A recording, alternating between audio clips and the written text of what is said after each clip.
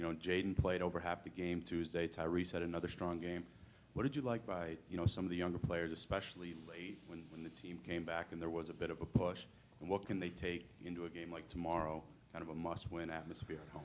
Yeah, it was good that those guys continued to compete. Obviously, we weren't pleased with how we started the game and didn't really feel like we put ourselves in position to, you know, we were down 8 the whole game, right, or more. But those guys at that point were fighting. I felt like we made some energy plays. Jaden had a few deflections that have tip in. Tyrese was staying aggressive, attacking. So part of it is, you know, having that mentality and that mindset and being competitive and having competitive endurance. And, you know, those guys kept fighting to a point. So we're happy with that. I believe you called Tuesday's game at West Virginia a game you guys needed to win. I'm curious, do you view Saturday as something more, or is it just another game on this schedule right now? Yeah, I would say every game at this point for us is, you know, you could put in the must-win category. You know, we certainly did a great job in non-league play, going 13-0, and even with some impactful wins in the starter league play. But where we are at in the season right now, and, you know, obviously it's not like a secret. We'd like to play in the NCAA tournament. In order to do that, there's some games we still need to win. How many? I don't know the exact amount, but we know we only have 7 regular season games to go. So I guess from that standpoint, you could say that every game would be in the must-win category, and you know you would assume that the ones at Hilton would be ones that most folks would look at and say that those are even more winnable because they're on our home court in front of our fans. After Kansas, I think you said you weren't sure at that point why the physicality for you guys wasn't at the level that we saw in the non-conference. I'm curious, with a couple games after that, have you figured out maybe why you guys are kind of off to some slow starts here? Well, I mean, I think number one, you know, we're playing better teams than we played in non-league play. Number two, those teams are more physical. They have more bodies, more big bodies. So, you know, it certainly has an impact on our guys. Then, you know, if you're not scoring the ball at a reasonable rate and your shots aren't going in, that affects guys' energy. They're human beings too. And so, you know, in the league, because the teams have such good defenses and so many physical bodies, we've had more challenges in scoring. And so there's a psychological effect to that as well. So I think it's the teams are better in the league than what we played outside the league. The teams have more bodies and more physicality than what we played outside the league. And then we're not scoring the ball as well. So all those things factor in. Now, if I was going to be totally honest, I'd say that there probably wasn't a team in America playing harder and more physical through November, December, and early January than what we were. And I would say that, you know, put me on record as saying that. There's nobody in America playing it as well as we were. But that's been impacted because of those 3 reasons. At the same time, our guys are playing hard and they're giving effort.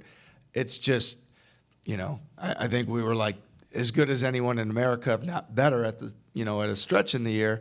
And now we're giving good effort. Our guys are trying hard, but based on the challenges that we're having scoring the basketball consistently, that's not going to get it done. You know, that's not going to cut it based on where we're at. So our solutions are we either have to get over the fact that there's going to be some challenges offensively, because we had some in the non-league as well and played through them. We had a game like Creighton where we didn't score very well. I mean, Isaiah started 0 for 9, and then it came back around for us. So more than anything, we have to play really hard, and then, like, we have to realize everyone's going to talk about, you know, what's happened, but when we started league play on, this January 1, we were 12-0, ranked number 8 in the country, and I think at that time what you're hoping is, man, we'd love to be playing in the NCAA tournament.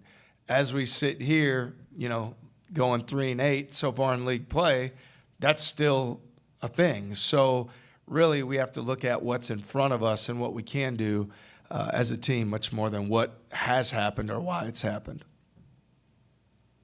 I know in the post game you talked about how you need to get back to being who you are at West Virginia.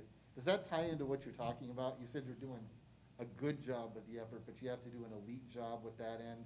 when the offense is sometimes a challenge, like you said? Yeah, and I don't think that's, that's not like a big secret, right? Like, I mean, I'm at all the games. You guys are at the games. Like, I will put what we were doing to about mid-January up against anyone in the country. We played harder, tougher, more physical. There's a lot of coaches we played against that said, man, the defense you guys are playing, I haven't seen anything like that. Some were comparing it to Texas Tech the year they were in the national title. So to me, it was just such an effort-based thing and energy and infused that our guys played so hard that we turned people over at really high rates. We scored in transition regularly. And I think our guys got lost in just playing so hard, right? And we were able to score baskets against those teams, which now, again, you start to question yourself sometimes when now you're looking at it and you're playing teams that are really good defensively and you don't score for 4 or 5 minutes, or you start 1 for 9 from 3, or all those things. They certainly factor in mentally, and they have. Like, I don't think that's a secret, but I don't think in our bag of tricks isn't come out and shoot 43s and hope we make 20 of them. I think we all know what the outcome would be if we did that. What we need to do is find it within ourselves to look at what we have in front of us, the joy that we can play with, the energy we can play with, the enthusiasm we need to play with, embrace that, and then that's what we can do. And so we've proven that we can do it. But it's a different gut punch, and you have to dig deep and find that resiliency, when things aren't going your way or haven't gone your way as much like recently for us. What was the reason Trey didn't play on Saturday?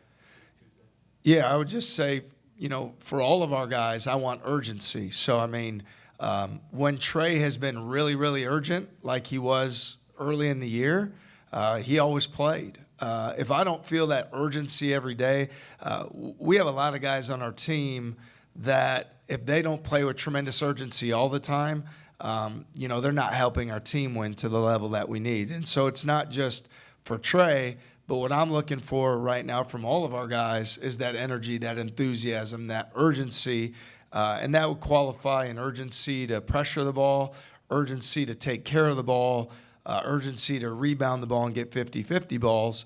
And what you'll see as we move forward is the guys that are doing those things the most will be the guys that we count on.